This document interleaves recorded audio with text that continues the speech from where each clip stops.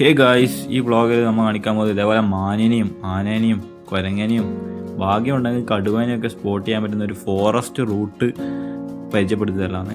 അപ്പോൾ ഈ റൂട്ട് ഞാൻ പോയത് ഒരു KSRTC ബസ്സിലാണ്. തലശ്ശേരിയിൽ നിന്ന് ടു മൈസൂർ പോകുന്ന ബസ്സാണ്. മാനന്തവാടി വഴിയാണ് പോവുക. തലശ്ശേരിയിൽ നിന്ന് തുടങ്ങി നാദാപുരം വഴി തൊട്ടിൽപ്പാലത്തെ കൂടി കുറ്റ്യാടി ചുരത്തിലും കയറി. കുറ്റ്യാടി ചുരത്തിൽ അടിപൊളി വ്യൂ പോയിൻ്റെല്ലാം ഉണ്ട്. നല്ല 2 വ്യൂ പോയിൻ്റ് ഉണ്ട്. ആ വ്യൂ പോയിൻ്റെല്ലാം കണ്ടുകൊണ്ട് നിങ്ങൾക്ക് മാനന്തവാടി പോയി മാനന്തവാടിയിൽ നിന്ന് നേരെ നാഗർഹോള ടൈഗർ റിസർവ് കയറും.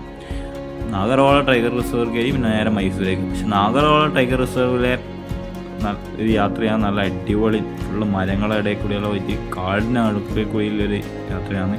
അപ്പോൾ അതിനിടയിൽ കുറേ മാനം കൂട്ടവും കുറേ കുരങ്ങന്മാരും അതും ഇതെല്ലാം ഉണ്ടാവും.